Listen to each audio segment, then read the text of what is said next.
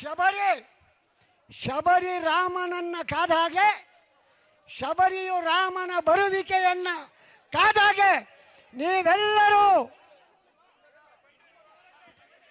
ನಿಖಿಲ್ ಕುಮಾರಸ್ವಾಮಿಯವರ ಆಗಮನವನ್ನ 3 ತಿಂಗಳಿಂದ ಕಾದಿದ್ರಿ.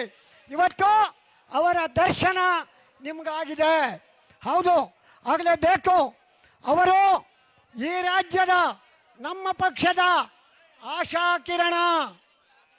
ಈ ಪಕ್ಷವನ್ನ ಉಳಿಸಿ ಬೆಳೆಸಿ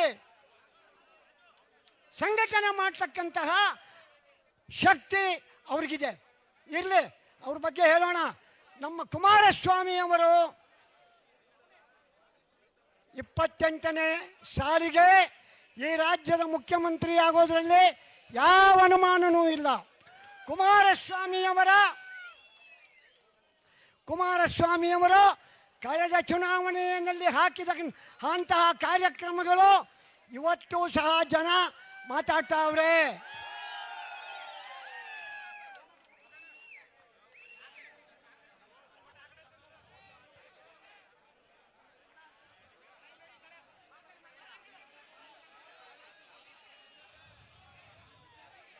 ಕುಮಾರಸ್ವಾಮಿಯವರು ಕಳೆದ ಶಾಸನಸಭಾ ಚುನಾವಣೆಯಲ್ಲಿ ಪಂಚರತ್ನ ಕಾರ್ಯಕ್ರಮವನ್ನು ಹಾಕಿದ್ರು. ಆ ಪಂಚರತ್ನ ಕಾರ್ಯಕ್ರಮ, 1ನೇ ಕಾರ್ಯಕ್ರಮ, ಪ್ರತಿ ಗ್ರಾಮ ಪಂಚಾಯಿತಿಗೆ ಒಂದು ಪಬ್ಲಿಕ್ ಸ್ಕೂಲ್. ಎಲ್ಲ ಮಕ್ಕಳು, ಎಲ್ಲ ವರ್ಗದ ಮಕ್ಕಳು ಒಂದೇ ಕಡೆ ವಿದ್ಯಾಭ್ಯಾಸ ಮಾಡಬೇಕು. ಊಟ ವಸತಿ ಎಲ್ಲ ಅಲ್ಲೇ ಆಗಬೇಕು. ಒಂದು ಕಾರ್ಯಕ್ರಮ. 2ನೇ ಕಾರ್ಯಕ್ರಮ,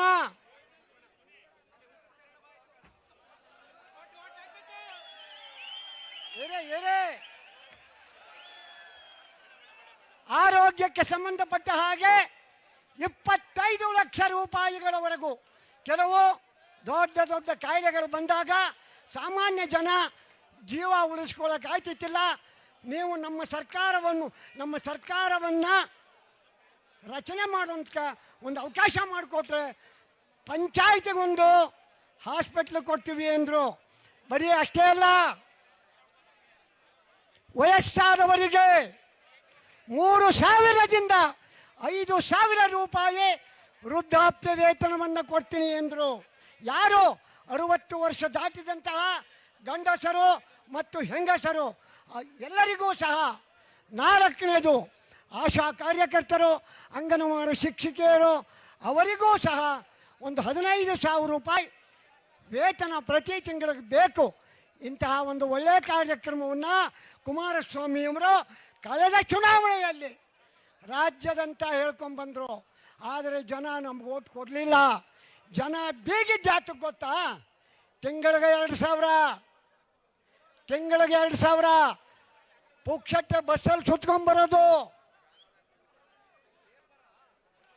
ಏನಾಯ್ತು ಇವತ್ತು ಏನಾಗಿದೆ ಪರಿಸ್ಥಿತಿ? ಇವತ್ತು ಏನಾಗಿದೆ?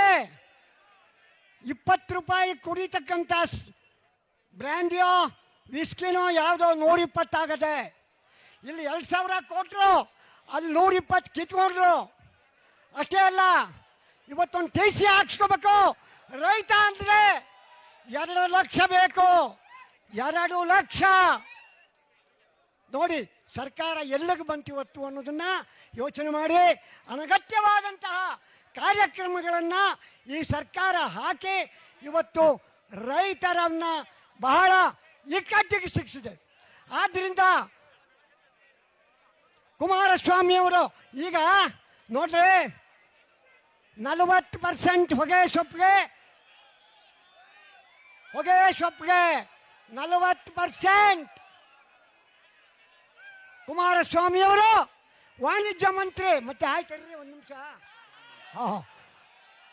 ವಾಣಿಜ್ಯ ಮಂತ್ರಿಗಳು ಮತ್ತು ಹಣಕಾಸಿನ ಮಂತ್ರಿಗಳ ಹತ್ರ ಮಾತಾಡಿ ಹೊಗೆ ಸೊಪ್ಪಿನ ರೇಟು ಮುಂದಕ್ಕೆ ಹೋಗಿತ್ತು.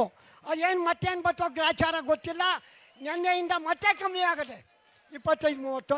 ಈಗಾಗಲೇ ಬರಬೇಕಾದ್ರವರು ಕಟ್ಟಂಬಾರಿಗೆ ಹೋಗಿ ನಮ್ಮ ಇವರು ಯಾರು ನಿಖಿಲ್ ಕುಮಾರಸ್ವಾಮಿಯವರು ಅದೆಲ್ಲವನ್ನು ನೋಡಿ ದೆಹಲಿಯಲ್ಲಿ ಇರ್ತಕ್ಕಂಥ ಅವರ ತಂದೆ ಉಕ್ಕು ಮತ್ತು ಕೈಗಾರಿಕಾ ಮಂತ್ರಿಗಳಿಗೆ ಮೆಸೇಜ್ ಕೊಟ್ಟು ರೈತರ ಸಂಕಷ್ಟಕ್ಕೆ ನೀವು ಬರಬೇಕು ಅಂತ ಅವರಿಗೆ ಮಂದಟ್ಟು ಮಾಡವ್ರೆ. ಮತ್ತು ಅವರಿಂದ ನಮ್ಮ ಬೆಳೆಗಾರರಿಗೆ ಖಂಡಿತವಾಗಿಯೂ ಅನುಕೂಲ ಆಯ್ತದೆ, ರೇಟ್ ಸಿಗ್ತದೆ. ಅದೇ ರೀತಿ ಕುಮಾರಸ್ವಾಮಿಯವರು ಕೊಬ್ಬರಿ ರೇಟ್ ಇತ್ತಿಲ್ಲ, ಕೊಬ್ಬರಿಗೆ ಸಬ್ಸಿಡಿ ಕೊಡಿಸಿದ್ರು. ಜೋಳಕ್ಕೆ ರೇಟ್ ಇಲ್ಲ, ಅದಕ್ಕೆ ಸಬ್ಸಿಡಿ ಕೊಟ್ಟರು.